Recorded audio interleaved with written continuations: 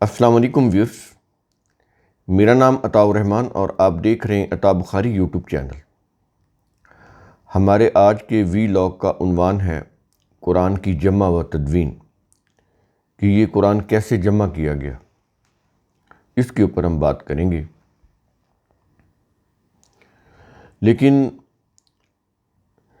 وی log شروع کرنے سے پہلے یہ چیز سمجھ لیں کہ جس طرح انسانی عقل وحی کی حیت کو نہیں سمجھ سکتی کہ یہ وحی کیسے آتی تھی انبیاء پر،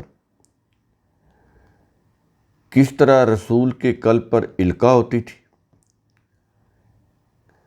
اور وہ بھی الفاظ کی شکل میں، پھر کس طرح قرآن میں کتاب کے اندر، یہ جتنا بھی انتظام ہے یہ اللہ کی طرف سے ہے۔ انسانی عقل اس کو نہیں سمجھ سکتی، نہ وحی کی حیت کو سمجھ سکتی ہے، نہ وحی جب کتاب کی شکل میں آتی ہے تو اس کو سمجھ سکتی ہے، اور نہ ہی کتاب اللہ کا کی حفاظت کا جو انتظام ہے اللہ کی طرف سے، نہ اس کو سمجھ سکتی ہے۔ لہٰذا وحی کیسے آتی تھی، کس طرح یہ الفاظ کی شکل میں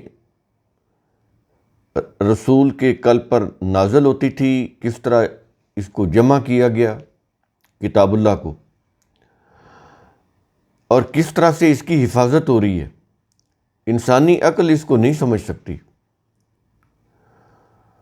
ہم جتنا مرضی ترقی کر جائیں، لیکن اللہ تعالیٰ نے ہماری جو عقل ہے یہ ایک محدود لیول کے اوپر رکھی ہے۔ گو اس سے ہم بہت بڑے بڑے کام لے رہے ہیں، لیکن اللہ کی حکمت، اس کی قدرت کے مقابلے میں یہ محدود ہی ہے۔ بہت ساری چیزیں ہیں جو ہم نہیں سمجھ سکتے۔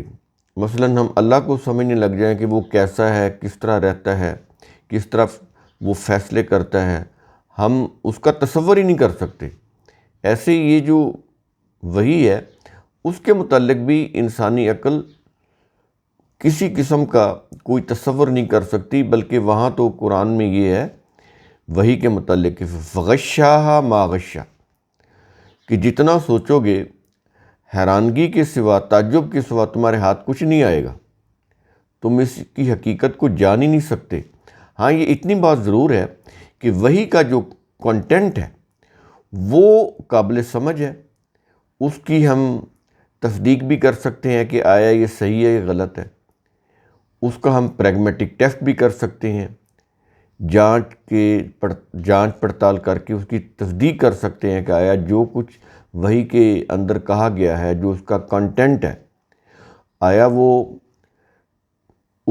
حق اور صداقت کے معیار پر پورا اترتا ہے کہ نہیں۔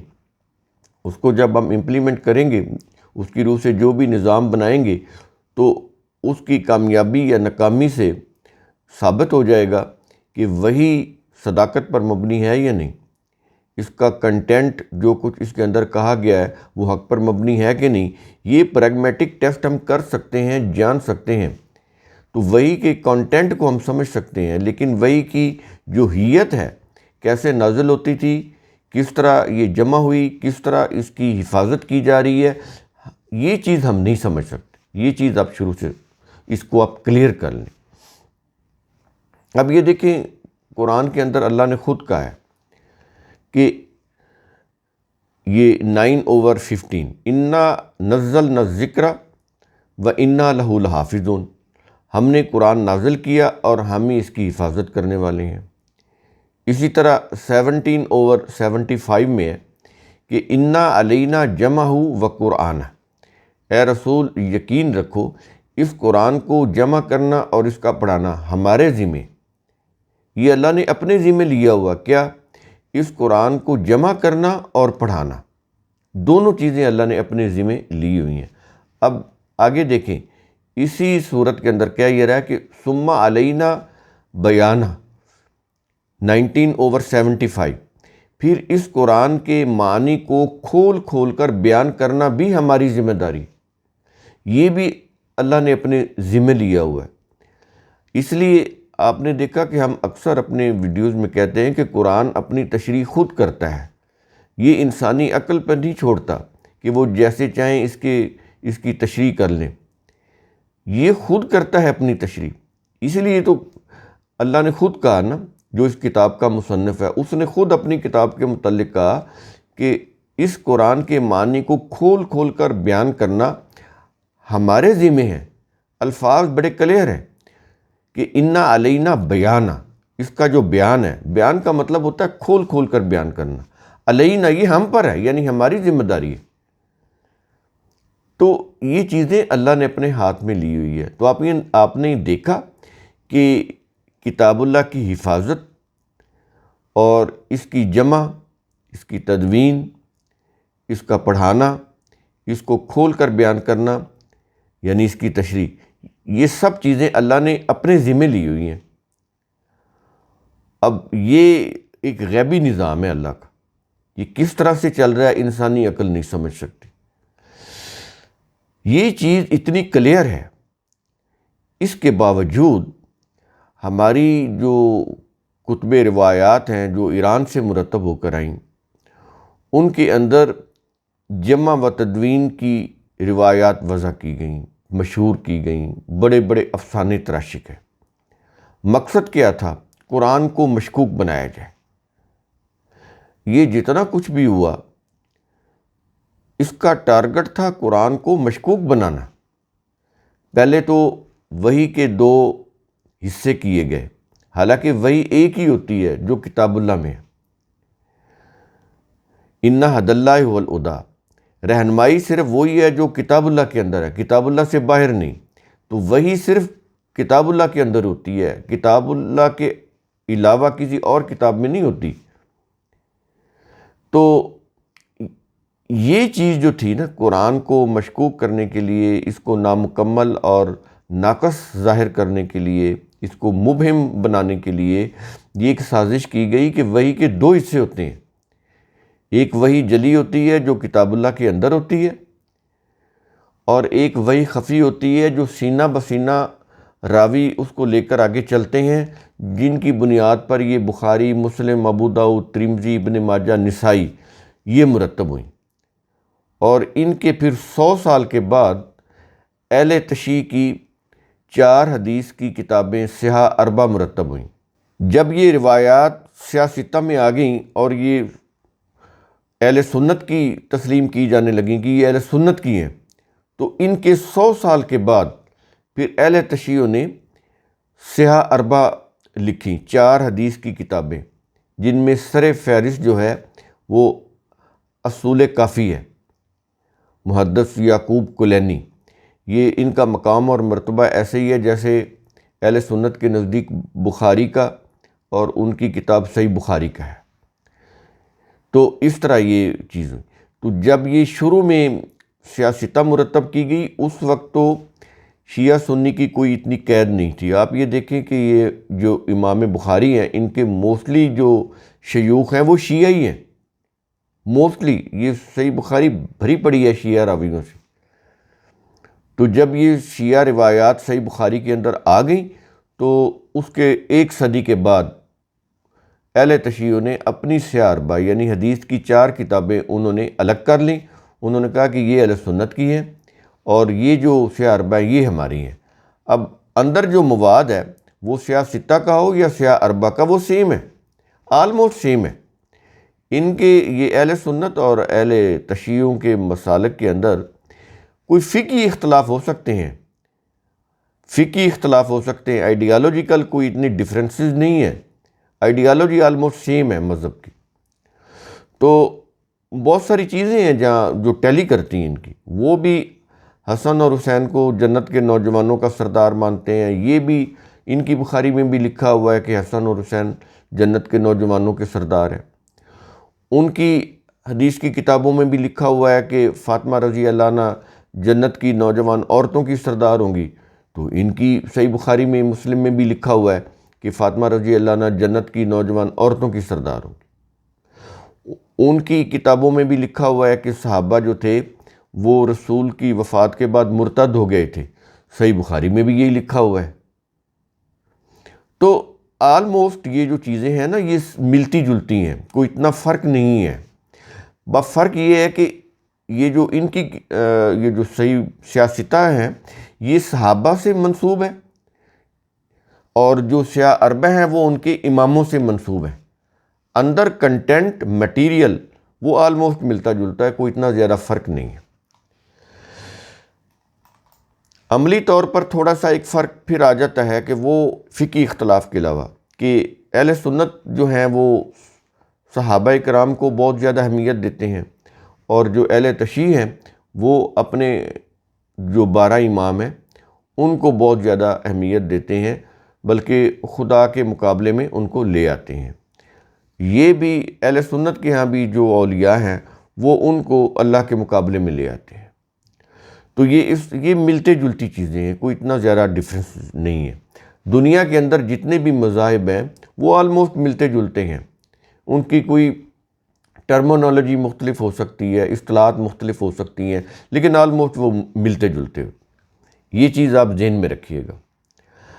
اب یہ چیزیں ہم نے آپ کو بتا دیں کہ قرآن کی حفاظت، اس کی پڑھائی، اس کی تشریح، اس کو کھول کھول کر بیان کرنا، یہ سب کچھ اللہ نے اپنے ذمہ لیا ہوا ہے۔ اس کی جمع و تدوین سب اللہ نے اپنے ذمہ لی ہوئی ہے، اور ہم نے بتا دیا کہ یہ ایسا غیبی نظام ہے جسے انسانی عقل جو ہے وہ سمجھ نہیں سکتی۔ اب ہم آتے ہیں روایات کی طرف۔ اس میں ہم اہل سنت کی بھی لیں گے اور اہل تشیع کی۔ یہ دونوں ایک پلیٹ فارم کے اوپر ہیں، دونوں میں کوئی بہت زیادہ فرق نہیں ہے، دونوں نے ہی قرآن کو ٹارگٹ کیا ہے۔ کیسے، ہم آپ کو بتاتے ہیں۔ قرآن کے اندر سورہ طور میں شروع میں وَطُور وَکِتَابٍ مَّسْطُورٍ فِی رَقٍّ مَّنشُورٍ، تو یہاں پر رقم منشور کے جو الفاظ ہیں، کہا یہ گیا کہ یہ جو قرآن ہے یہ رق پر لکھی ہوئی ہے، اللہ کی کتاب رق پر لکھی ہوئی ہے۔ رق کے اوپر، رق کیا ہوتا ہے؟ یہ رے، کاف اور اوپر 2 نقطے۔ رق ہوتا ہے پارچمنٹ، انگلش میں بولتے ہیں اس کو پارچمنٹ۔ پارچمنٹ کیا ہوتی ہے کہ یہ ہرن وغیرہ کی جو نرم کھال ہوتی ہے اس کو پروسیس کر کے اس کی جھلی کے اوپر لکھا جاتا تھا، شاہی فرمان لکھے جاتے تھے۔ تو یہ اس پرانے دور میں یہ چیزیں چلتی تھیں شاہی فرمان کے لیے۔ تو قرآن کریم کہہ رہا ہے کہ یہ رق پر لکھی جاتی تھی، اور آگے کہہ رہا ہے منشور، یہ براڈ کاسٹ ہوتی تھی، ایسے نہیں کہ کہیں کوئی گمنامی کی حالت میں یہ پڑی ہوئی تھی۔ 2 چیزیں بتائیں، رقم منشور، ایک تو یہ ہے کہ وہ رق پر لکھی جاتی تھی پارچمنٹ پر، اور دوسری یہ کہ وہ منشور تھی۔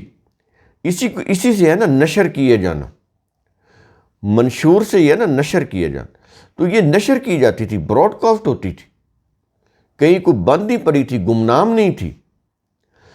لیکن اس کے مقابلے میں روایات وضع کی گئیں کہ یہ قرآن ایسے جمع ہوا، ایسے جمع ہوا، بڑے افسانے لکھے گئے۔ کیا، جب نبی علیہ السلام کی وفات ہوئی تو وہ اس قرآن کو منتشر چھوڑ کر چلے گئے، کتابی شکل میں مدون کر کے نہیں دے کر گئے۔ تو قرآن کی جو آیات تھیں وہ ہڈیوں پر لکھی ہوئی تھی، پتھروں کے اوپر لکھی ہوئی تھی، کھجور کے درختوں کے پتوں کے اوپر لکھی ہوئی تھی، لیکن کتابی شکل میں نہیں، ایک جگہ جمع نہیں تھی۔ یہ چیزیں مشہور کی گئیں روایات کی کتابوں میں۔ کہیں یہ کہا گیا کہ یہ بانس کے ٹکڑوں کے اوپر لکھی ہوئی تھی، کہیں کہا گیا کہ یہ چمڑے کے ٹکڑوں کے اوپر لکھی ہوئی تھی۔ تو اس طرح سے یہ روایات وضع کی گئیں، پھر ان کو مشہور کیا گیا، پھیلایا گیا۔ صحیح بخاری میں جمع و تدوین اور اس کی وجہ کیا بتائی گئی ہے، آئیے ہم اس کو دیکھتے ہیں۔ صحیح بخاری میں ہے، روایت کس سے کی گئی ہے؟ زید بن ثابت انصاری سے۔ یہ ایک بڑے پرومیننٹ صحابی ہیں۔ انہوں نے کہا کہ صدیق رضی اللہ عنہ نے مجھے بلوایا اپنے دور حکومت میں۔ جب میں وہاں گیا تو وہاں پر عمر رضی اللہ عنہ بھی بیٹھے ہوئے تھے۔ صدیق رضی اللہ عنہ نے کہا کہ عمر کہتے ہیں کہ جنگ یمامہ میں بہت سارے قرآن کے جو حفاظ ہیں، حافظ ہیں، وہ قتل ہو گئے ہیں۔ اگر یہ اسی طرح قتل ہوتے رہے قرآن کے حافظ، تو قرآن تو ناپید ہو جائے گا۔ اب یہ دیکھیں، ادھر قرآن کی حفاظت اللہ نے لی ہوئی ہے، اور بخاری کی حدیث کیا بتا رہی ہے کہ اگر یہ حفاظ قتل ہوتے رہے تو قرآن تو ناپید ہو جائے گا، یعنی قرآن ہی ناپید ہو جائے گا۔ قرآن کے حقائق کے یا اللہ کے دعوے کے بالکل الٹ۔ تو اب کیا کیا جائے؟ تو عمر رضی اللہ عنہ نے مجھے کنونس کیا ہے یہ اچھا کام ہے، قرآن کو جمع کیا جانا چاہیے۔ وہاں پر یہ بات ہوئی کہ جب یہ کام رسول نے کیا ہی نہیں تو ہم کیوں کریں؟ اب یہ دیکھیں کس طرح سے وہ بات کو پختہ کر رہے ہیں، لاشعوری طور پر انسانی ذہن میں یہ بات ڈال رہے ہیں کہ جب رسول نے ہی یہ قرآن کو جمع نہیں کیا تو ہم کیسے اس کو جمع کر سکتے ہیں؟ یہ کام جب رسول نے کیا ہی نہیں تو ہم وہ کیسے کر سکتے ہیں؟ تو اس پر عمر رضی اللہ عنہ نے صدیق رضی اللہ عنہ کو اور آگے پھر زید بن ثابت کو کنونس کر لیا، یہ کنونس ہو گئے قرآن کے جمع و تدوین کے اوپر کہ ٹھیک ہے اکٹھا کیا جائے۔ اب پھر صدیق رضی اللہ عنہ نے عمر رضی اللہ عنہ کو زید بن ثابت کے ساتھ لگا دیا جمع و تدوین کے کام میں کہ تم قرآن کو جمع کرو۔ تو عمر رضی اللہ عنہ نے کیا کیا کہ اعلان کیا کہ جس کے پاس بھی قرآن کی آیت لکھی ہو وہ ہمارے پاس لے کر آ جائے۔ اب یہ قرآن جمع ہونا شروع ہو گیا۔ اس چیز کو آپ غور سے سنتے جائیں، پھر آپ کو پتہ چلے گا کہ یہ جو روایات ہیں انہوں نے کیا کیا گل کھلائے، کس کس طرح سے قرآن کو مشکوک بنایا، کوشش کی، مشکوک تو نہیں بنا، کوشش کی، اور وہ کوشش اب بھی جاری ہے مختلف طریقوں سے۔ اب یہ جتنی بھی تفصیل ہے یہ آپ جو صحیح بخاری کی فتح الباری ہے نا اس کے اندر آپ دیکھ سکتے ہیں، وہاں پر اس کی جو نویں جلد ہے وہاں پر دیکھ سکتے ہیں۔ اب ہوا یہ کہ ساری آیات کے ثبوت مل گئے، قرآن کی جتنی بھی آیات تھی نا وہ ہڈیوں پر، پتھروں پر، درخت کے پتوں پر، کھجور کے پتوں پر، اور چمڑے کے ٹکڑوں پر، بانس کے ٹکڑوں پر ساری مل گئی، لیکن دو آیات جو تھیں وہ نہیں مل رہی تھیں۔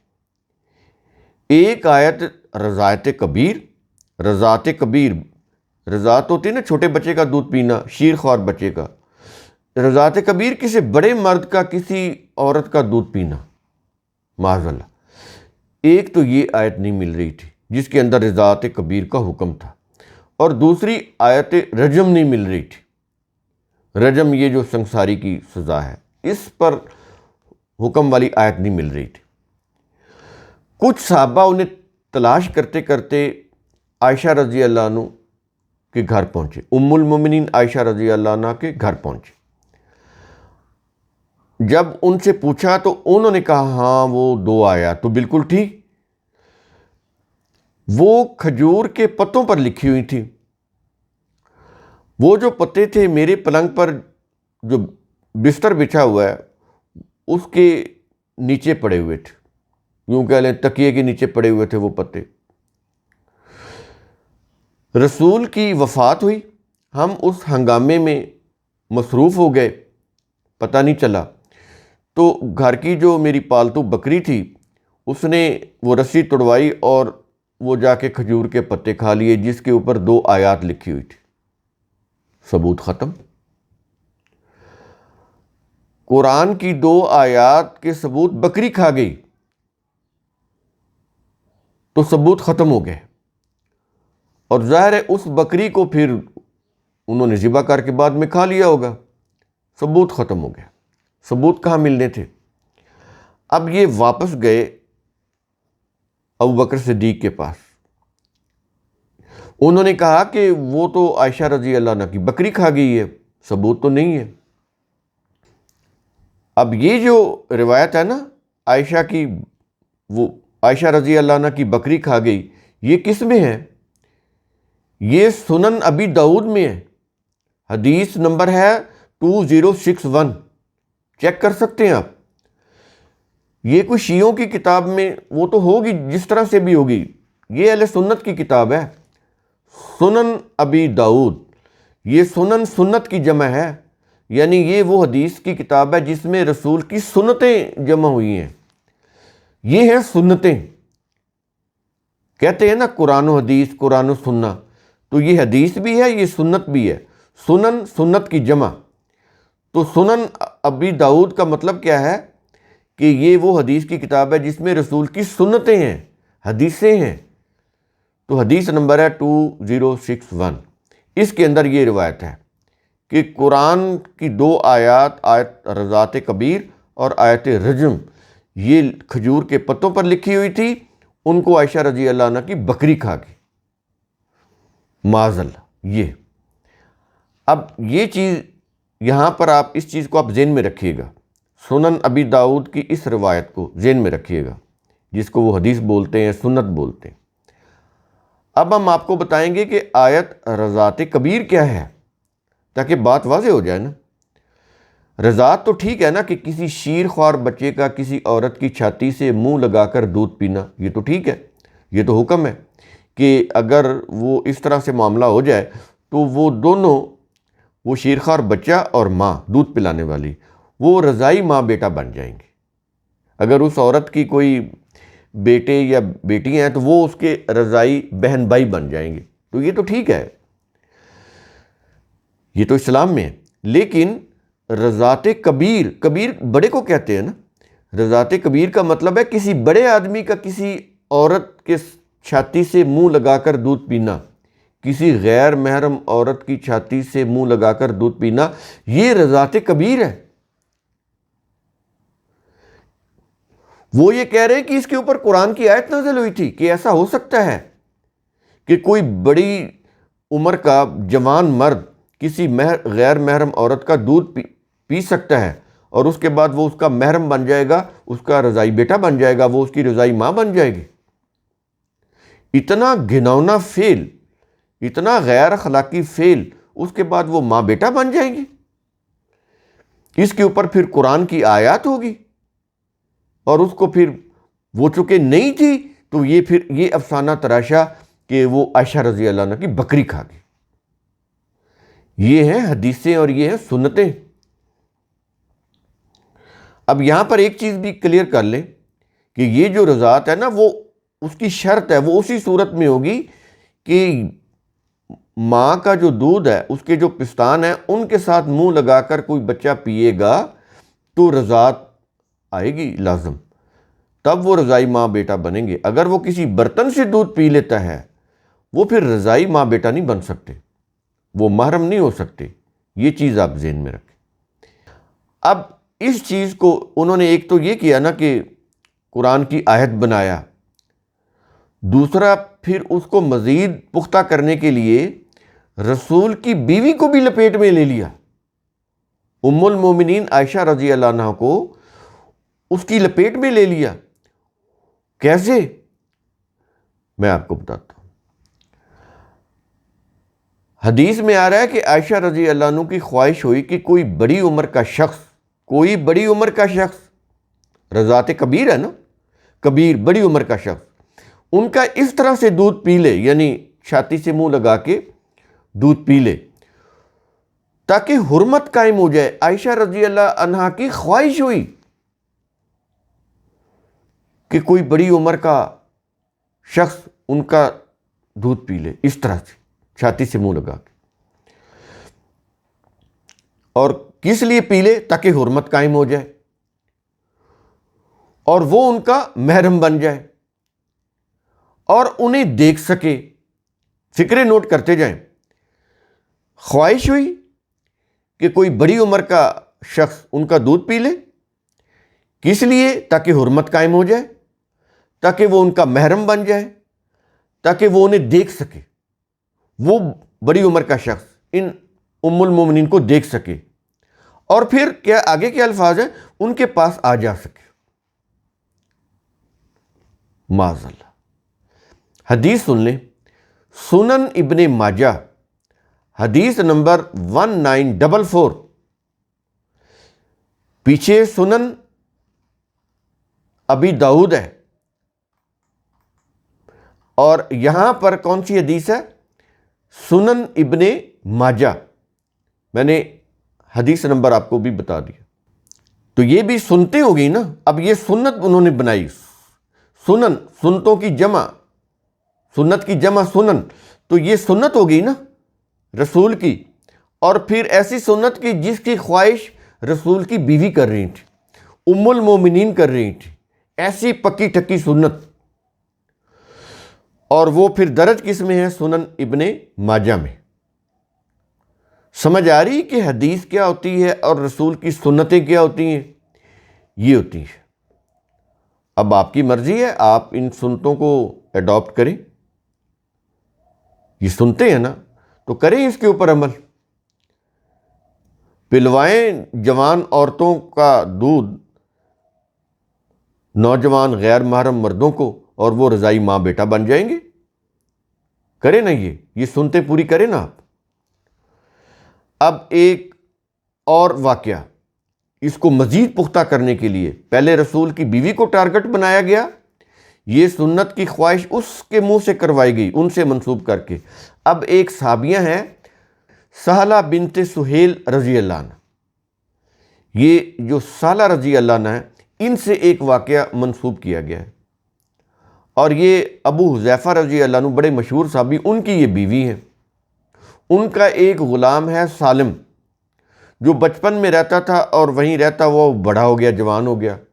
اب ان کا ایک واقعہ بیان کیا جا رہا ہے، ہمیں نہیں پتا کہ یہ کریکٹر تھے نہیں تھے، ایرانی بتا رہے ہیں، ہمیں نہیں پتا، نہ یہ قرآن میں ہے، تو وہ بتا رہے ہیں کہ یہ صحابی تھے اور ان کا یہ واقعہ ہوا تھا، تو اس طرح سے وہ آگے۔ قرآن میں نہیں ہے، قرآن میں تو کسی بھی صحابی کا نام نہیں ہے، قرآن میں تو ایسے کوئی کریکٹر ہے ہی نہیں جس سے یہ فرقے بنے اور ان کے نام سے وہ کچھ جماعتیں بنے، نہیں ہے۔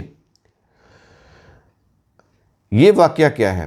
اس واقعے کو انہوں نے، اس کا راوی بنایا عائشہ رضی اللہ عنہ کو، کہ انہوں نے یہ بیان کیا کیا کہ عائشہ رضی اللہ عنہ نے کہا کہ سالہ بنت سہیل رسول کی خدمت میں حاضر ہوئی اور کہا، اے اللہ کے رسول، ہمارا غلام سالم جو اب نوجوان ہو چکا ہے، پہلے نہیں تھا، پہلے وہ بچہ تھا، ان کے پاس رہتا تھا، اب نوجوان ہو گیا، اس کے گھر آنے کی بنا پر میرے شوہر ابو حذیفہ، ان کے چہرے پر ناگواری کی تبدیلی میں دیکھتی ہوں، جب بھی وہ آتا ہے میرے شوہر کے چہرے پر ناگواری آ جاتی ہے۔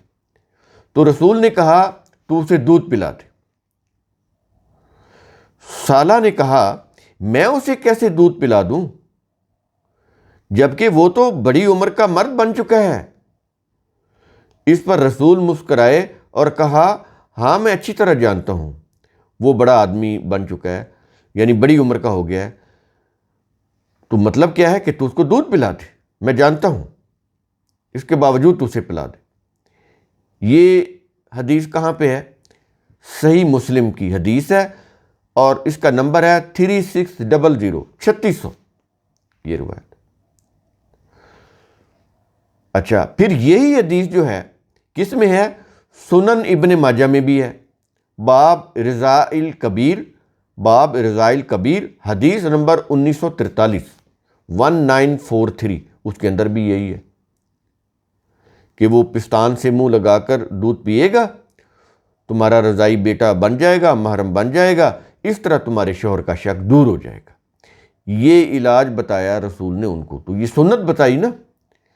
یہ ایرانی کہہ رہے ہیں کہ یہ رسول کی سنت تھی، رسول نے سنت بتائی، یہ سنتیں ہیں۔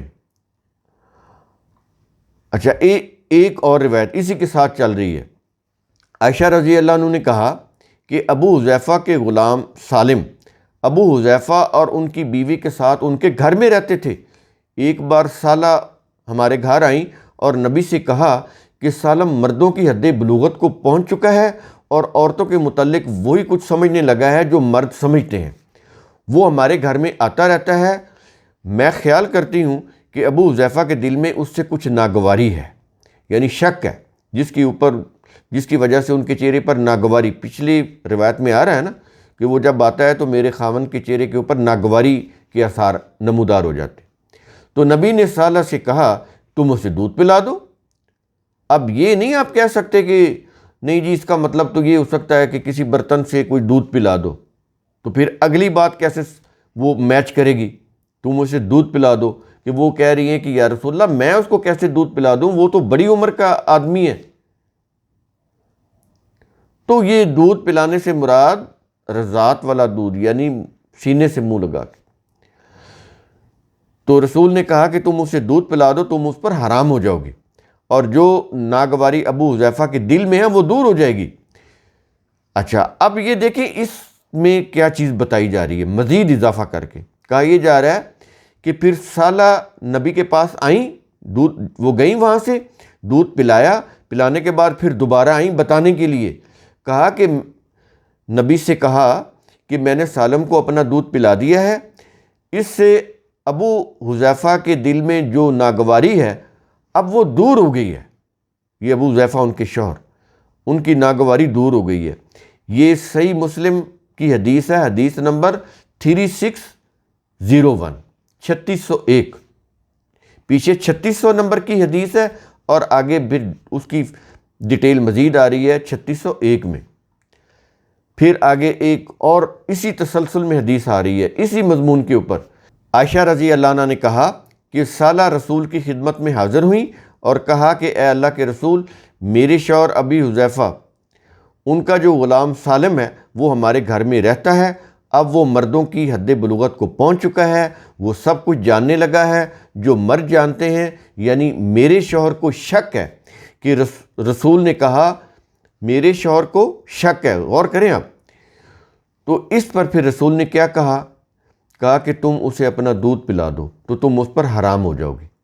صحیح مسلم باب رضاعت الکبیر، حدیث نمبر 3602، 3602۔ تو یہ دیکھیں 3600، 3601، 3602 یہ مسلسل روایات چلی آ رہی ہیں، ایک کوئی روایت درج نہیں کی، مسلسل روایات ہیں، تسلسل کے ساتھ آ رہی ہیں۔ یہ ہے جی ان کا تواتر جو مسلسل چلا آ رہا ہے۔ تو پھر کریں نا اس تواتر کے اوپر عمل، کرتے کیوں نہیں؟ اب ہم آئیں گے آیت رجم۔ رجم کیا ہے؟ رجم یہ ہے کہ شادی شدہ زانی یا زانیہ ان کو 100 کوڑے مارے جائے، 100 کوڑے مارنے کے بعد پھر ان کو مزید سنسار بھی کیا جائے، یعنی پتھر مار مار کر ان کو مار دیا جائے۔ اب یہاں پر یہ چیز واضح ہے کہ سنساری کی سزا جو ہے یہ قرآن میں نہیں ہے، یہ یہودی شریعت سے آئی، وہاں سے پھر ہماری روایات کے اندر داخل ہو گئی۔ جیسے بہت ساری چیزیں یہودیوں سے، عیسائیوں سے داخل ہوئیں اور سنت بنا دی گئیں، شریعت بنا دی گئیں اسلام کی، ایسے یہ بھی ہوا۔ اب اس کے اوپر عمل ہو رہا ہے۔ یہ قبائلی علاقوں میں آپ دیکھتے ہیں نا، جہالت کے وہ مارے ہوئے ہیں، وہاں پہ کبھی کبھی وہ ایسا واقعہ ہوتا ہے تو وہ سنسار کر رہے ہوتے ہیں، یہ ہے سنساری۔ تو رجم یعنی سنساری سے متعلق قرآن کے اندر آیت تھی، اور صحابہ کہہ رہے ہیں کہ ہم اسے پڑھا کرتے تھے، لیکن اب وہ قرآن میں موجود نہیں ہے۔ یہ صحیح بخاری میں لکھا ہوا ہے، حدیث کا نمبر ہے 734، یہ اس میں لکھا ہوا ہے۔ اچھا، اب اس سنساری کو قرآن سے ثابت کرنے کے لیے کیسے کیسے افسانے تراشے گئے، اس سے تو پھر اللہ کی پناہ ہے۔ ایک تابعی ہے عمر بن میمون، ان کے نام سے ایک واقعہ منسوب کیا گیا ہے۔ یعنی یہ جتنے بھی تابعی، وہ ہوتا ہے جو صحابی سے علم حاصل کرے، اس کو وہ تابعی بولتے ہیں۔ یہ تابعی کے کریکٹر بھی انہوں نے وضع کیے گئے، موسٹلی شیعہ تھے یہ۔ تو اب صحیح بخاری میں ان کے نام سے ایک بندروں کی سنساری کا واقعہ ہے کہ بندروں نے بندروں کو سنسار کیا، وہ ایک واقعہ ہے۔ وہ کیا ہے؟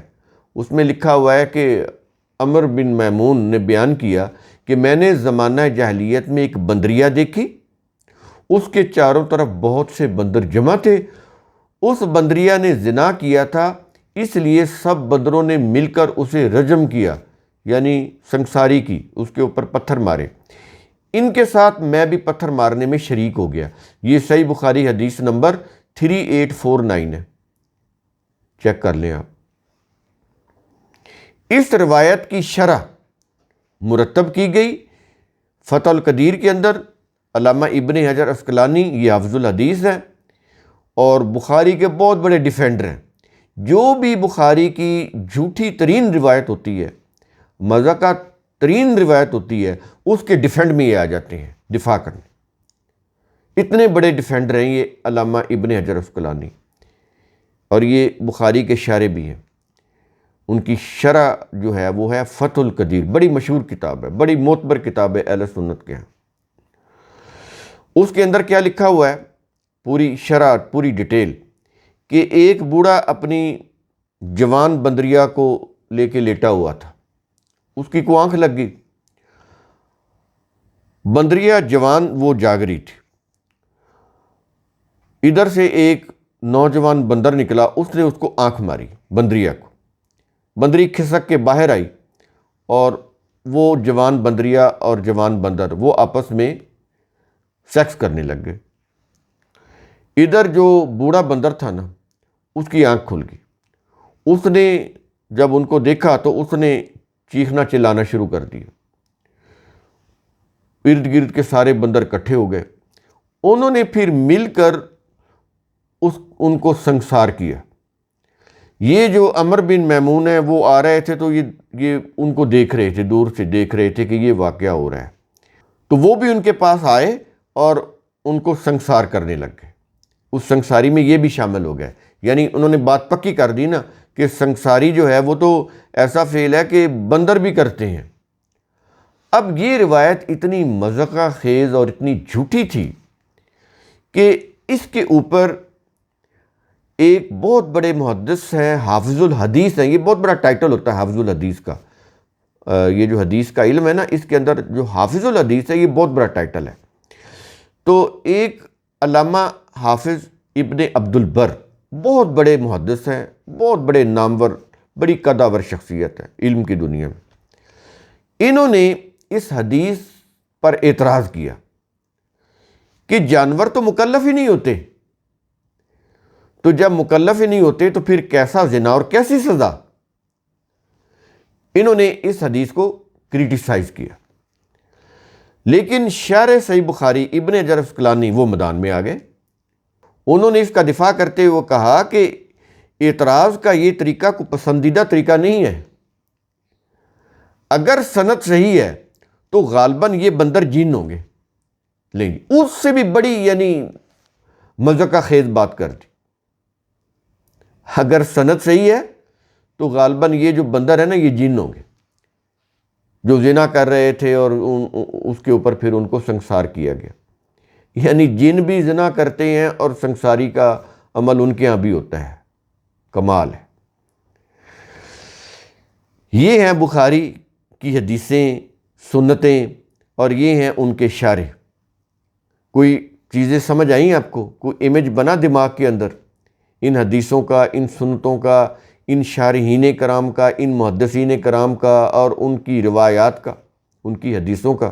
اچھا، اب جب یہ معلوم ہو گیا کہ کھجور کے پتوں پر لکھی ہوئی آیت رضاعت کبیر بھی اور آیت رجم بھی اس کو عائشہ رضی اللہ عنہ کی بکری کھا گئی ہے، ثبوت جو ہیں وہ ختم ہو گئے ہیں، تو عمر رضی اللہ عنہ نے ان آیات کو قرآن میں درج کرنے سے انکار کر دیا۔ انہوں نے کہا جی میں ان کو درج نہیں کرتا۔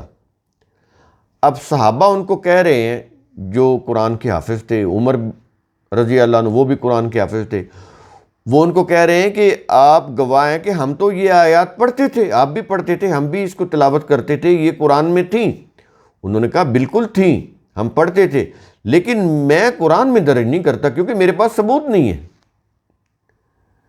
اندازہ لگا رہے ہیں کس طرح یہ کھلاتے ہیں، کس طرح یہ گیم کی انہوں نے قرآن کے ساتھ، کس طرح سے لوگوں کو بیوقوف بنایا۔ اب یہ جو چیزیں ہیں نا ان کی کتابوں کی، یہ اوپن ہوں گی، ہو رہی ہیں اور ہوں گی، یہ حقائق اب چھپ نہیں سکتے۔ تو انہوں نے کہا کہ میں اس کو درج نہیں کرتا۔ اب یہ کیوں چیزیں کر رہے ہیں؟ ظاہر قرآن میں تو ہے نہیں، اب یہ اس کی جسٹیفیکیشن بنا رہے ہیں تاکہ اس کا گراؤنڈ بنایا جائے کہ قرآن میں نہیں ہے تو اس کی وجہ یہ ہے کہ عمر رضی اللہ عنہ نے یہ کہا تھا، اس لیے قرآن میں نہیں۔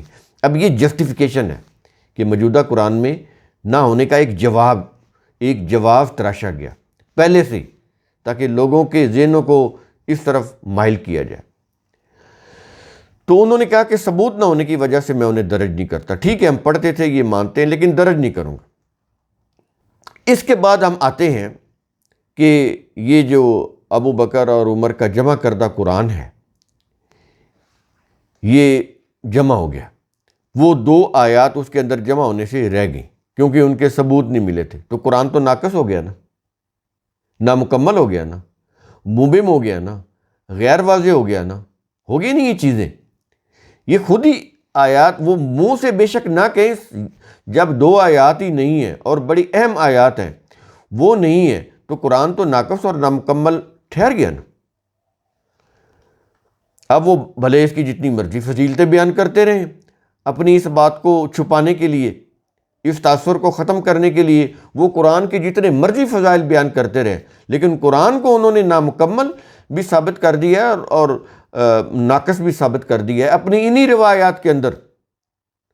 اب وہ ان کی فضائل والی روایتیں مانیں یا یہ چیز دیکھیں، وہ فضائل والی روایات وہ شوگر کوٹنگ کے لیے ہیں، تاکہ یہ زہر جو ہے نا گلے میں انڈیلا جائے، غیر محسوس طریقے سے انہیں ڈائجسٹ کرایا جائے۔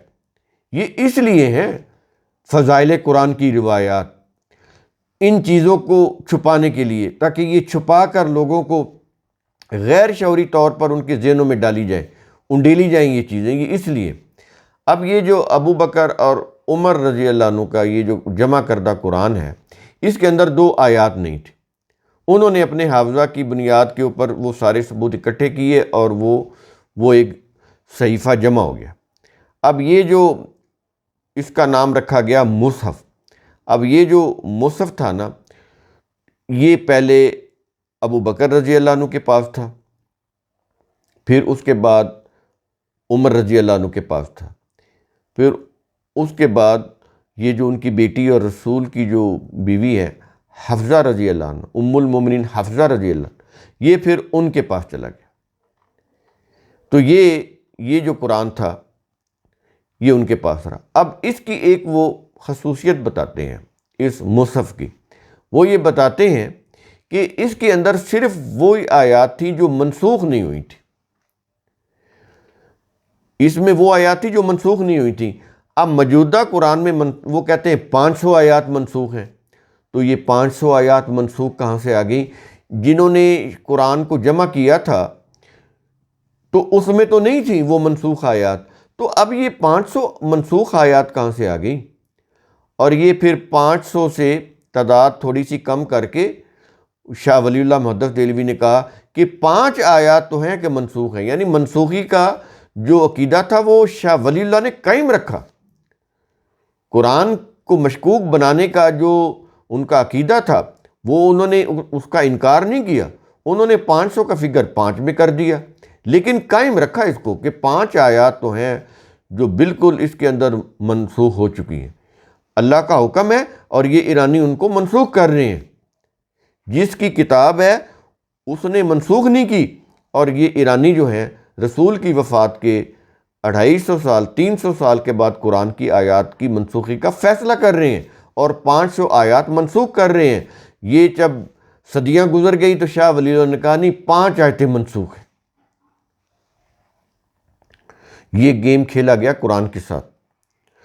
اب یہ جو مصحف تھا ابو بکر اور عمر کا اکٹھا کیا ہوا، آگے وہ چلا پھر ام المومنین حفصہ کے پاس۔ اب یہ چلتا چلتا زمانہ آ گیا عثمان رضی اللہ عنہ کا دور حکومت۔ مختلف صحابہ کے پاس قرآن کی مختلف قراتوں کے نسخے موجود تھے، جیسے یہ خود بتاتے ہیں کہ یہ آیت موجودہ قرآن میں یوں ہے لیکن قرات ابن عباس میں یوں ہے، اس کے بالکل خلاف ہے، اور وہ آیتیں قرآن حدیث کی کتابوں میں دی ہوئی ہیں۔ یہ نہیں کہ زبانی کلامی بات کی گئی ہے، دی ہوئی ہے۔ مثال کے طور پر ہم بتائیں گے تو قرات کے اختلاف کی وجہ سے اس قدر وہاں پر ایک ہنگامہ برپا ہوا، فساد پھیلا کہ مسلمان ایک دوسرے کو کافر کہنے لگے۔ یہ عثمان رضی اللہ عنہ کے دور حکومت کی بات بتائی گئی ہے۔ تو جب یہ اختلاف بڑھ گیا تو عثمان رضی اللہ عنہ نے حفصہ رضی اللہ عنہ کو کہا کہ وہ نسخہ ذرا ایک دفعہ ہمیں دے دے، ہم اس کی نقل تیار کر کے واپس کر دیں گے۔ تو انہوں نے وہ نسخہ منگوایا، اور پھر وہ نسخہ جو ہے باقی جو لوگوں کے پاس جو مختلف قراتوں کے نسخے تھے ان کو بھی منگوایا، ان کا پھر تقابلہ کیا، موازنہ کیا کہ اس میں کیا کمی پیشی ہے۔ اب وہ اس میں ان کے اندر جو بھی کمی پیشی ہو سکتی تھی وہ کی گئی۔ عثمان رضی اللہ عنہ نے قرآن کی اثر نو جمع تدوین کے لیے 4 صحابہ کی کمیٹی بنائی۔ کون کون سے؟ عبداللہ بن زبیر، سعید بن العاص، عبد الرحمن بن الحارث بن ہشام اور زید بن ثابت۔ ان میں جو پہلے 3 ہیں وہ قریشی ہیں، اور آخری جو ہیں زید بن ثابت یہ انصاری ہیں۔ زید بن ثابت کو ان کا چیئرمین بنایا، کمیٹی کا صدر بنایا، ان کی ماتحتی میں کہا کہ قرآن جمع کرو اثرنو۔ اور ان کے جو معاونین تھے ان میں نمایاں نام ہے ابی بن کعب، مالک بن ابی عامر، کثیر بن افلح، انس بن مالک، عبداللہ بن عباس، اور بھی ہیں لیکن یہ نمایاں نام ہے۔ یہ ان کے معاونین مقرر کیے۔ اب مختلف صحابہ کے پاس قرآن کے جو مختلف نسخے موجود تھے، عثمان رضی اللہ عنہ نے انہیں منگوایا، ان کے ساتھ مقابلہ موازنہ کر کے ایک مصحف تیار کروایا۔ پھر یہ مصحف کا نام پڑا مصحف عثمانی۔ یہ جو آج ہمارے ہاں قرآن رائج ہے، اس کو وہ یہی کہتے ہیں کہ یہ مصحف عثمانی ہے، عثمان رضی اللہ عنہ کا جمع کردہ قرآن ہے، مصحف محمدی نہیں ہے، مصحف عثمانی۔ اندازہ لگائیں آپ۔ چلے مصحف بنانا ہی تھا تو وہ رسول کا بناتے نا جن کے اوپر قرآن نازل ہوا تھا، لیکن ان کے متعلق کہہ دیا کہ وہ وفات کے وقت قرآن کو جمع کر کے نہیں گئے، یہ کام ادھورا چھوڑ گئے۔ جس قرآن نے قیامت تک رہنمائی کرنی تھی اس قرآن کو وہ ادھورا اور منتشر چھوڑ گئے، اور پھر اس کو جمع کیا ابو بکر عمر رضی اللہ عنہ نے، وہ بھی صحیح نہیں تھا۔ پھر عثمان رضی اللہ عنہ نے اس کو اثر نو جمع کیا، اس میں بھی غلطیاں تھیں بتا رہے ہیں۔ جب یہ مصحف تیار ہو گیا تو عثمان رضی اللہ عنہ کے سامنے اس مصحف کی غلطیاں بتائی گئیں کہ یہ غلطیاں ہیں، تو عثمان رضی اللہ عنہ نے کہا کہ ٹھیک ہے یہ غلطیاں ہیں، اب یہ جو ہم نے رائج کر دیا ہے ٹھیک ہے، بعد کے آنے والے لوگ اسے خود ہی صحیح کر لیں گے۔ یہ لکھا ہوا یہ ڈاکومنٹس کے اوپر ہیں یہ چیزیں۔ اب یہ مصحف تیار ہو گیا۔ اس کے بعد کیا ہوا؟ کہتے ہیں کہ یہ جو 4 رکنی کمیٹی تھی نا جنہوں نے قرآن کو جمع کیا، جو اساسی رکن تھے اس کمیٹی کے، کون کون سے؟ یہ جو زید بن ثابت ہے انصاری، اور سعید بن العاص، عبداللہ بن زبیر، عبداللہ بن حارث بن ہشام، یہ علی رضی اللہ عنہ کے کھلے دشمن تھے۔ روایات میں بتایا گیا کھلے دشمن تھے، اور کچھ شیعوں کی کتابوں میں نہیں، سنیوں کی کتابوں میں بتایا گیا ہے۔ ادھر سے ایک طرف تو ان سے قرآن جمع کروا لیا، مصحف تیار کروا لیا، دوسری طرف انہی کو علی رضی اللہ عنہ کا دشمن بھی ثابت کر دیا۔ قرآن یہ کہہ رہا ہے کہ صحابہ رحماء بینہم تھے، وہ آپس میں مہربان تھے، یہ کہہ رہے ہیں کہ وہ ایک دوسرے کے دشمن تھے۔ سمجھ آ رہی ہیں یہ چیزیں کس طرح سے قرآن کے خلاف یہ چیزیں وضع کی گئیں؟ تو کہا یہ گیا کہ یہ تو علی رضی اللہ عنہ کے ساتھ کھلی عداوت رکھتے تھے، انہوں نے جو مصحف تیار کیا ہے نا قرآن کا نسخہ، اس میں آل محمد کے نام بھی نکال دیے ہیں اور علی رضی اللہ عنہ کا نام بھی نکال دیا۔ قرآن میں علی رضی اللہ عنہ کا نام تھا، آل محمد کے نام بھی تھے، یعنی ان کے جو ائمہ ہیں ان کے نام بھی تھے، ان کی امامت کا ذکر تھا، ان کی ولایت کا ذکر تھا، ان کی خلافت کا ذکر تھا، ان کی معصومیت کا ذکر تھا کہ وہ معصوم ہے، معصوم عن الخطا ہیں، وہ بھی تھا، سب نکال دیا کیونکہ یہ دشمن تھے۔ اب شیعوں کے نزدیک قرآن کی جو حیثیت ہے وہ کیا ہے؟ یہ تو سارا ہم نے سنیوں کا بتایا نا۔ اب شیعوں کے نزدیک دیکھیں جو ان کی حدیث کی کتابوں میں ہے، پیچھے ہم نے سنیوں کی حدیث کی کتابوں سے بتایا نا، اب سنیں شیعوں کی جو حدیث کی کتابیں ہیں۔ اس میں دیکھیں کہ شیعوں کے جو بنیادی محدث ہیں ابو جعفر محمد بن یعقوب بن اسحاق کلینی، یہ ان کا مقام اور مرتبہ سنیوں کے امام بخاری جتنا ہے۔ ان کی جو حدیث کی کتاب ہے الکافی، بنیادی حدیث کی کتاب، تو اس کا وہی درجہ اور مقام ہے جو سنیوں میں امام بخاری کی صحیح حدیث کا ہے، صحیح بخاری کا ہے۔ شیعوں کی الکافی اور سنیوں کی صحیح بخاری یہ ایک لیول کی کتابیں ہیں، ان کے مستند ہونے کے اعتبار سے، معتبر ہونے کے حساب سے۔ اب یہ جو الکافی ہے اس میں کیا لکھا ہوا ہے؟ اس میں یہ لکھا ہوا ہے کہ جو قرآن جبریل رسول پر لائے اور نازل کیا، اس قرآن کے اندر 17,000 آیات تھی۔ کتنی؟ 17,000 آیات۔ اب موجودہ قرآن میں کتنی آیاتیں؟ 7,000 سے بھی کم ہے، لیکن کہہ رہے ہیں کہ اس میں 17,000 آیات تھی۔ یہ کس میں لکھا ہوا ہے؟ الکافی کے اندر، جو ان کی حدیث کی معتبر اور بنیادی کتاب ہے۔ اچھا، یہ جو حدیث ہے اس کی تشریح میں ملا باقر مجلسی اپنی کتاب جلاء العیون میں لکھتے ہیں کہ اس قسم کی 20 روایات ہمارے لٹریچر میں موجود ہیں۔ یہ ملا باقر مجلسی کون ہے؟ خمینی نے کہا ہے کہ ملا باقر مجلسی کی کتابوں کو پڑھا کرو، اس کی کتابوں میں روشنی ہے۔ تو یہ روشنی ہے، کہتے ہیں کہ 20 کی روایات موجود ہیں کہ قرآن تو 17,000 آیات پر مشتمل تھا۔ یہ تو قرآن جو موجودہ ہے مصحف عثمانی، یہ تو ناقص ہے، نامکمل ہے، اس کے اندر تو بہت سارا حصہ نکال دیا گیا ہے۔ اور تشریح کون کر رہا ہے؟ ملا باقر مجلسی۔ اور ملا باقر مجلسی کا میں نے آپ کو بتایا کہ خمینی کی نظر میں اس کا کیا مقام ہے۔ کہا کہ اس کا لٹریچر پڑھو، اس کے اندر روشنی ہے۔ تو روشنی ہم نے آپ کے سامنے رکھی کہ کون سی روشنی ہے۔ اب ایک اور معتبر شیعہ عالم ہے نوری تبرسی، نوری تبرسی۔ تو انہوں نے کیا لکھا ہے؟ انہوں نے لکھا ہے کہ مکمل قرآن علی رضی اللہ عنہ نے جمع کیا تھا۔ یہ نوری تبرسی لکھ رہے ہیں۔ لہٰذا وہ شخص جھوٹا ہے جو یہ کہے کہ موجودہ قرآن مکمل ہے۔ یہ کتاب کا حوالہ ہے فصل الخطاب اور صفحہ نمبر ہے 4، اس کے اندر یہ چیز لکھی ہوئی ہے۔ اور پھر صرف اتنا ہی نہیں، پوری ڈیٹیل لکھی ہوئی ہے کہ جب عثمان رضی اللہ عنہ نے مصحف تیار کروا لیا تو اس کو نافذ کرنے لگے، فائنل ہو گیا وہ مصحف، تو علی رضی اللہ عنہ آئے، انہوں نے کہا کہ یہ ان کے پاس قرآن تھا، انہوں نے کہا کہ یہ وہ قرآن ہے جو میں نے جمع کیا اور وہ مکمل قرآن ہے، یہ وہ اصل قرآن ہے جو جبریل رسول پر لاتے تھے اور ان کے اوپر نازل کرتے تھے، یہ مکمل قرآن ہے، تم اس کو نافذ کرو۔ عثمان رضی اللہ عنہ نے کہا کہ تم اپنا یہ قرآن لے جاؤ، ہم اسے نافذ نہیں کریں گے، ہم اسے نافذ کریں گے جو مصحف میں نے تیار کروایا ہے۔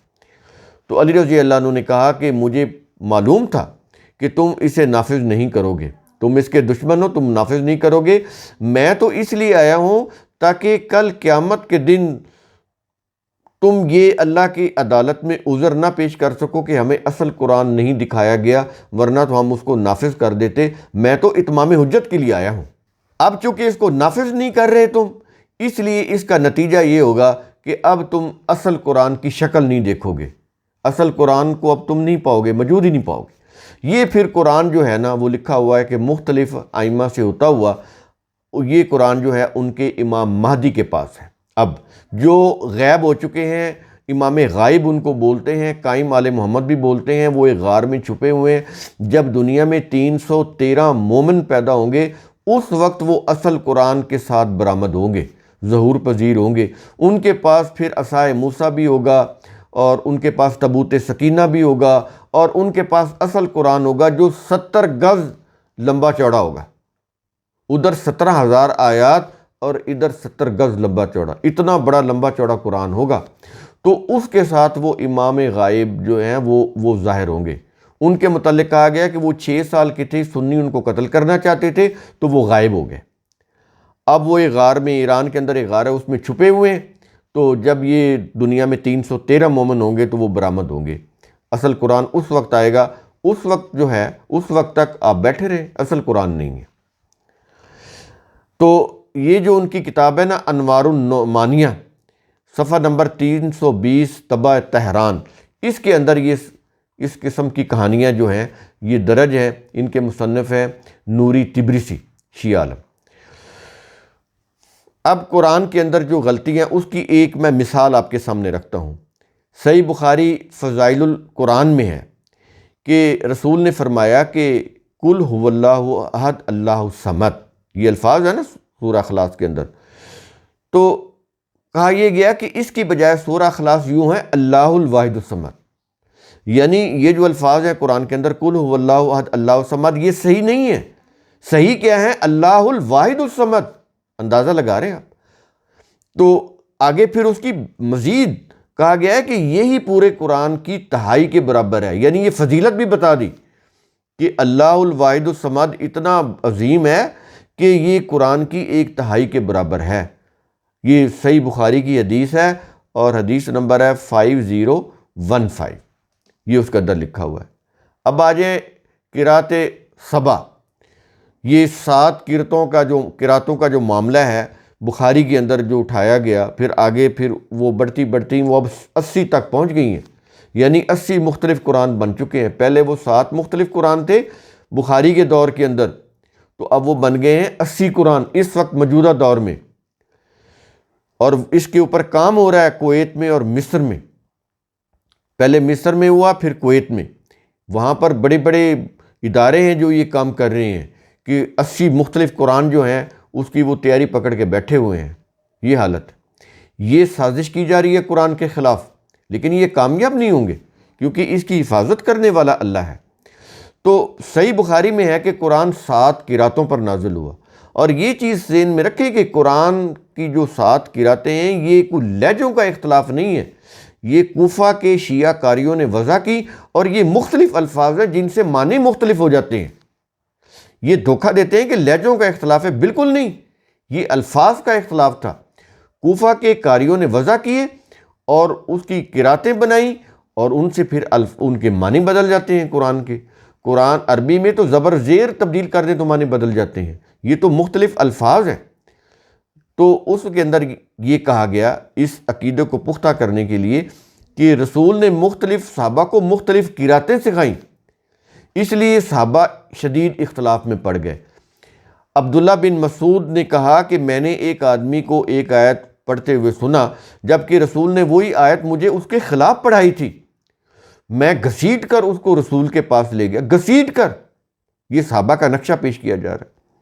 میں گھسیٹ کر اس کو رسول کے پاس لے گیا اور وہی آیت اس نے بھی سنائی، میں نے بھی رسول کو سنائی، لیکن رسول نے کہا کہ تم دونوں صحیح ہو. یہ صحیح بخاری کے اندر ہے.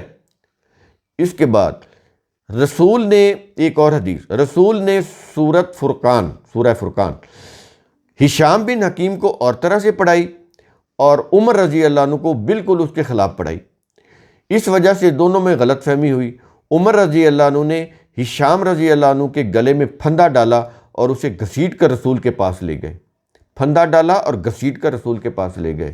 وہاں جا کے پھر ان کے بحث و تکرار کہ یہ ایسے پڑھتا ہے، میں ایسے پڑھتا ہوں، دونوں کا اختلاف. اور وہ یہ جو روایات ہیں بخاری کے اندر ایک جگہ نہیں آئیں، 3 جگہ، 6 دفعہ، 7 بار آ رہی ہیں، رپیٹ ہو کر آ رہی ہیں. یہ حدیث نمبر 326، 747، 754، 1035، 1126 مختلف جگہ پہ آ رہی ہیں. ان کے جو ہم اثر ہیں تبری، انہوں نے بھی 7 اختلافی قراتوں کو اپنی تفسیر کے اندر درج کیا، باقاعدہ پھیلا کر درج کیا. بخاری سے لیا، یہ ہم اثر ہیں. یہ جو امام بخاری ہیں اور 870 عیسوی کے، یہ 9ویں صدی عیسوی کے ہو گئے نا، اور یہ جو تبری ہیں یہ بھی ان کے ہم اثر ہیں. یہ ان کے بعد فوت ہوئے 923 عیسوی میں، تو ان کا زمانہ اکٹھا بھی ہے، تو یہ ہم اثر ہے. تو بخاری سے لے کر تبری نے اپنی جب تفسیر لکھی تو یہی جو اختلاف کی قراتیں ہیں، جو 7 قراتیں، ان کو باقاعدہ پھیلا کر اپنی تفسیروں میں درج کیا اور معنوں کے اندر تبدیلی کی. ظاہر ہے جب اختلافی قراتیں آئیں گی، مختلف الفاظ ہوں گے، تو قرآن کی عربی کے الفاظ بھی مختلف ہوں گے، پھر ان کے معنی بھی بدل جائیں گے. پھر ان معنی کو پکا کرنے کے لیے تفسیر مرتب کی. تبری کے اندر یہ کچھ ہوا، اور وہ آج تک وہ تفسیر تبری چلی آ رہی ہے. جس نے بھی تفسیر لکھنی ہوتی ہے اس دور میں بھی آج بھی جس نے بھی تفسیر لکھنی ہو اور ترجمہ کرنا ہو وہ سب سے پہلے تفسیر تبری کو دیکھتا ہے۔ یہ تفسیر تبری کی کاپی ہیں جتنے بھی تراجم ہو رہے ہیں، اور اس سے پہلے جتنی بھی تفسیریں لکھی گئیں سب کی سب تفسیر تبری کی کاپی ہیں۔ یہ اندازہ لگا رہے ہیں آپ، ایک انچ آگے پیچھے نہیں ہو سکتے، صرف الفاظ کا فرق ہے۔ سمجھ آ رہی ہے تفسیر، کیونکہ تفسیر تبری جو ہے یہ پہلی مدون تفسیر ہے، اور تاریخ تبری پہلی مدون تاریخ ہے۔ یعنی تبری نے سب سے پہلے تاریخ لکھی مدون کی، عباسی خلفاء کی عشیروادی حاصل کر کے ان کے شاہی خرچے کے اوپر یہ مدون ہوئی، اور اسی طرح پھر اسی سے ملتی جلتی واقعات لے کر انہوں نے تفسیر تبری لکھی، وہ بھی مدون ہوئی۔ تو سب سے پہلے تاریخ کے مدون اعلیٰ بھی تبری اور تفسیر کے مدون اعلیٰ بھی تبری، فرسٹ کمپائلر آف ہسٹری تبری اور فرسٹ کمپائلر آف تفسیر تبری۔ اس لیے یہ پھر ماخذ بنا، بنیادی ماخذ۔ تو جتنی بھی تاریخ لکھی جا رہی ہے اور جتنی بھی تفسیریں لکھی جا رہی ہیں اور جتنے بھی قرآن کے تراجم کیے جا رہے ہیں تبری کو دیکھ کر کیے جا رہے ہیں۔ ان کے بعد یہ جو بخاری اور وہ جو تبری ہیں، ان کے بعد انہی کے دور کے ہیں، اسی زمانے کے ہیں، 9ویں صدی عیسوی کے سنن ابی داؤد کے مصنف ابو داؤد، ان کے بیٹے ہیں امام ابو بکر۔ ان کا سن بنتا ہے 844 عیسوی سے 928 عیسوی۔ بغداد میں یہ امام العراق کے لقب سے مشہور تھے۔ بخاری 870 عیسوی اور تبری 923 عیسوی کے ہم عصر تھے۔ وہ عباسی دربار میں عوام کے ہاں بھی اور عباسی دربار میں بھی یکساں مقبول تھے، بڑی قدر و منزلت تھی۔ عباسی خلیفہ نے ان کے لیے بڑا ایک اونچا عالی شان ممبر نصب کرایا جس پر بیٹھ کر یہ حدیث کا درس دیتے تھے، اور عراق بھر کے علماء اور مشائخ ان کے پاس آ کر حدیث کی تعلیم لیتے تھے، حدیث کا درس سنتے تھے، ان سے حدیثیں لکھتے تھے۔ تو یہ بہت بڑے حدیث کے شیخ ہیں، یہ جو امام ابو بکر ہیں، امام ابو داؤد کے بیٹے، سنن ابی داؤد کے جو مصنف ہیں ان کے بیٹے۔ تو پورے عراق میں بڑے سے بڑا شیخ بھی ان کے ہم پلہ تصور نہیں ہوتا تھا، اس قدر ان کی قدر و منزلت تھی۔ انہوں نے ایک کتاب لکھی، کتاب المصاحف۔ تو اس میں انہوں نے کیا کیا کہ سیاستہ کی 6 کتابیں حدیث کی، اور اس کے علاوہ بھی جو حدیث کی کتابیں جہاں جہاں بھی وہ مختلف قرات کی روایات تھیں وہ ساری انہوں نے وہاں سے لے کے اپنی کتاب مصاحف کے اندر جمع کر دی۔ یعنی وہ پہلے تو وہ بکھری ہوئی تھی نا مختلف حدیث کی کتابوں میں، انہوں نے وہاں سے چن چن کے اپنی کتاب المصاحف کے اندر جمع کر دی، اور یہ جو اہل حدیث اہل سنت کے نزدیک بڑی مستند ترین کتاب ہے کتاب المصاحف۔ یہ جمع ہو گئی، یعنی ایک پورا ایک ہتھیار تیار ہو گیا قرآن کے خلاف۔ اس کے بعد پھر ایک ابو بکر بن مجاہد ہیں، بہت بڑے یہ حدیث کے امام ہیں، 936 عیسوی میں بغداد کے تھے۔ ان کی کتاب ہے السبع فی القراءۃ۔ انہوں نے اپنی کتاب میں اختلافی روایات کو باقاعدہ اسٹیبلش کیا۔ پھر آگے ہیں ایک آسٹریلین پروفیسر آرتھر جیفری، 1959 میں ان کی وفات ہوئی۔ یہ ایک پروٹیسٹنٹ کرسچین تھے، وہ قاہرہ مصر یونیورسٹی میں اورینٹل سٹڈیز کے پروفیسر تھے۔ سامی زبانوں یعنی سیمیٹک لینگویجز کے وہ ماہر تھے۔ یہ جو سامی زبان ہے اس میں عبرانی اور عربی یہ ساری زبانیں آ جاتی ہیں۔ یہ 1938 میں امریکہ گئے، وہاں کی کولمبیا یونیورسٹی انہوں نے جوائن کر لی۔ انہوں نے جمع و تدوین کے اوپر جو کتابیں لکھیں اس کے اندر انہوں نے اس کو بڑا ہائی لائٹ کیا کتاب المصاحف کو۔ یہ جو امام ابو بکر کی کتاب المصاحف تھی جن کے اندر ساری اختلافی قراتوں کو ایک جگہ جمع کیا ہوا تھا، تو انہوں نے خاص طور پر اس سے استفادہ حاصل کیا، اور جتنی بھی اختلافی قراتیں تھیں ان کو پھر یورپ میں مشہور کر دیا۔ انہوں نے پھر یہ کارنامہ سر انجام دیا۔ تو وجہ تو یہ مسلمانوں کے اکابرین ہی بنے نا، جنہوں نے یہ سارا مواد کتاب المصاحف میں جمع کیا تھا۔ تو ان کی 2 کتابیں بڑی مشہور ہیں، ایک ہے the foreign vocabulary of Quran, the foreign vocabulary of the Quran, اور دوسری ہے دا قرآن ایز اسکرپچر۔ تو یہ جو ہے ان کتابوں کے ذریعے انہوں نے یورپ میں مشہور کر دیا، یہ کیا انہوں نے۔ اب یہ دیکھیں اس طرح سے قرآن کے خلاف سازشیں کی گئیں، اب بھی جاری ہیں، یہ کام ابھی رکا نہیں ہے۔ میں نے پیچھے آپ کو بتایا کہ مصر میں اور کویت میں بڑے بڑے ادارے اس میں مزید اضافہ کر رہے ہیں۔ تو وہ جو تھی نا، جو 7 اختلافی قرأتیں، وہ بڑھ کے اب 10 ہوئی ہیں، پھر 20 ہوئی ہیں، اب اور انہوں نے تلاش کی ہے، ریسرچ کی ہے، تو وہ 80 تک پہنچ گئی ہیں۔ یعنی 80 مختلف قرآن کو شائع کرنے کے لیے وہ سر توڑ کوششیں کی جا رہی ہیں، اور لوگوں کو دھوکہ دے رہے ہیں کہ یہ 80 مختلف رسم الخط ہیں، 80 مختلف قراتیں ہیں قرآن کی۔ وہ قراتیں کوئی لہجوں کی چیزیں نہیں ہیں کہ وہ لہجوں کے اختلاف ہیں، وہ الفاظ کا فرق ہے جس سے قرآن کے میننگ بدل جاتے ہیں۔ لیکن یہ اپنے مقصد میں کبھی کامیاب نہیں ہوں گے انشاءاللہ، کیونکہ ہمیں اللہ پر، اس کی کتاب پر یقین ہے، ایمان ہے کہ جیسے اللہ قائم اور دائم ہے، ویسے اس کی کلام، اس کی کتاب بھی دنیا میں قائم اور دائم رہے گی، محفوظ رہے گی۔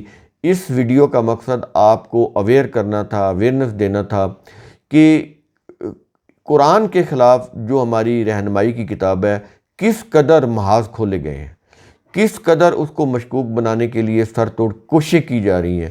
تو اس سارے لیکچر کا جو آبجیکٹیو ہے، جو مقصد ہے، وہ یہ ہے کہ ہم صرف قرآن کو دین کا مؤخذ سمجھیں اور اسی سے ہم ہدایت اور رہنمائی لیں، اسی کے مطابق اپنی زندگی گزاریں۔ اس طرح ہی فرقے ختم ہوں گے، اسی طرح معاشرے کے اندر پھر امن قائم ہوگا۔ شکریہ۔